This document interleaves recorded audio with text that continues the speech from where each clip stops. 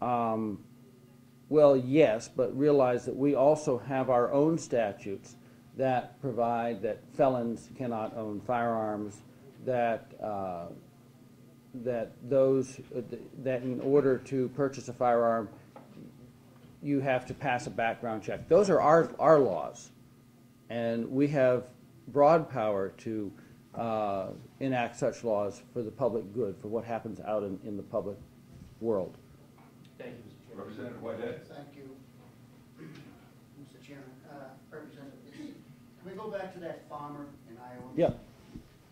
Please, to help me understand Yeah. the big picture here. Did I understand you to say that the government has ruled, I guess the courts have ruled, that the farmer in Iowa who grows his own crops but keeps those crops for himself and does not trade them, I guess, beyond state lines, at least, then he is liable to be taxed? He's liable to be regulated. He is liable. Liable to be By the regulated federal government. because he didn't buy. Their interpretation is because he didn't buy grain from another state, he's engaging in interstate commerce. Indirectly. All right. And I'm sure Representative Hole can give you the. Well, let me finish. I'm sure Representative can give you the particular background. There's also an Otis elevator case that has similar reaches. Well, does that not directly correlate with our situation? Yes, it does. It does. So, therefore, do I conclude that the federal government, in their mind, feels they have a right to control a gun manufactured, a firearm manufactured in New Hampshire, and not sold outside our borders? And not transported outside. So, is this a battle between the state and the federal government, in effect? Yes, and it's also the justification, or one of the justifications, for the Food Safety Act that presumes to regulate how you grow your vegetables in your garden. That was passed this last year. Has the Supreme... Follow-up. I'm sorry, excuse me. May I have a follow-up? Yes. Has the Supreme Court looked at this?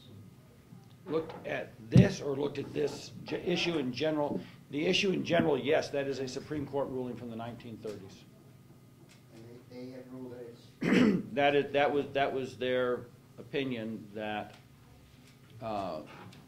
that the farmer growing his wheat on his farm and using it to feed himself and his animals and not buying the wheat from across state lines was engaging in interstate commerce. Yes. Follow-up, please. Thank you.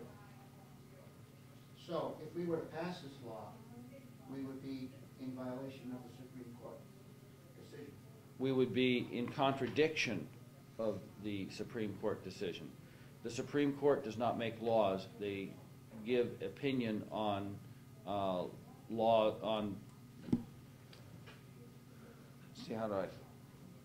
Congress passes a law. Somebody feels that the law is unconstitutional or for some other reason challenges the law. It works its way through the court system, and the Supreme Court attempts to justify or not justify that law relative to the Constitution for the United States. And in this instance, they justified the law that fined the farmer for feeding his animals with his own grain under that extension of the Commerce Clause. Representative, let me go on to a couple of others and we'll come back if I may. Thank you. I saw a hand down under the table here. Actually, I was going, yes, I was going I'm sorry, I can't see your name tag. Representative Pepper. Okay, thank you. Thank you. I was going to ask the same question concerning the farmer and that interpretation of constitutional law. And it's my understanding that the Montana law is presently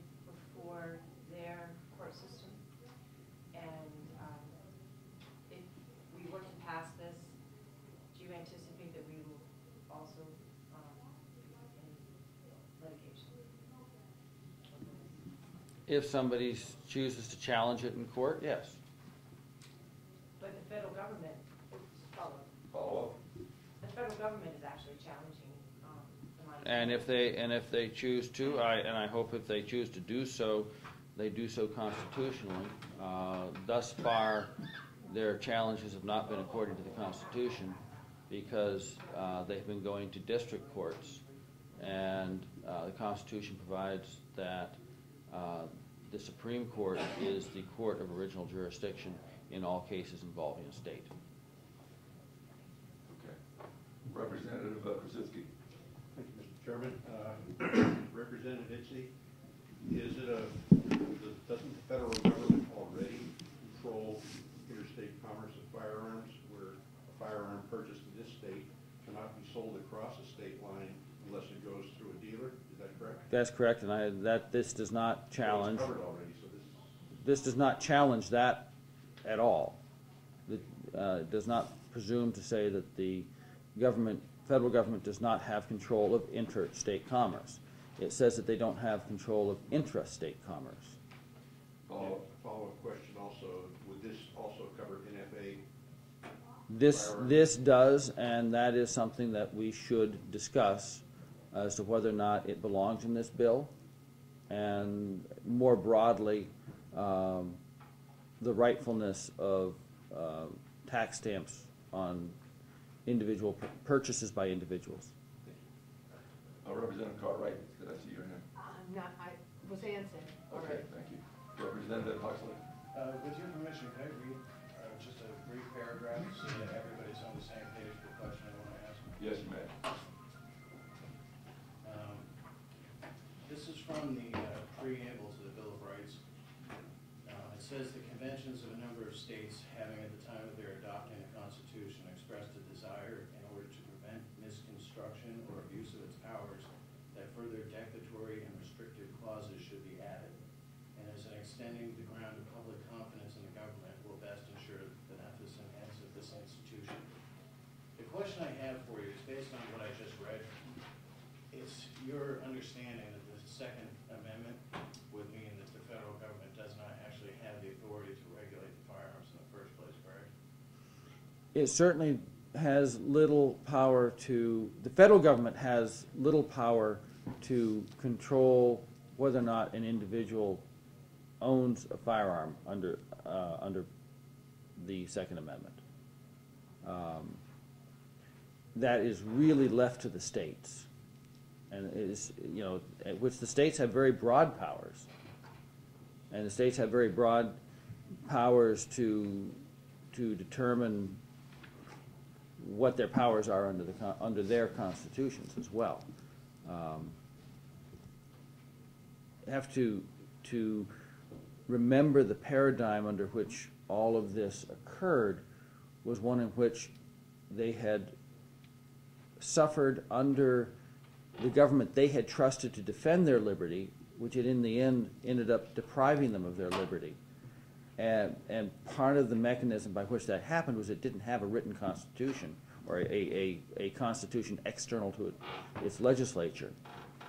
And so our founders strove to write constitutions for the states and for the general government that were outside the power of the legislature to amend or change, so that you had something fixed and firm to wave in the government's face. I have one follow-up. Excuse me. The follow-up question I have is, New Hampshire has most safety laws that the federal government has currently.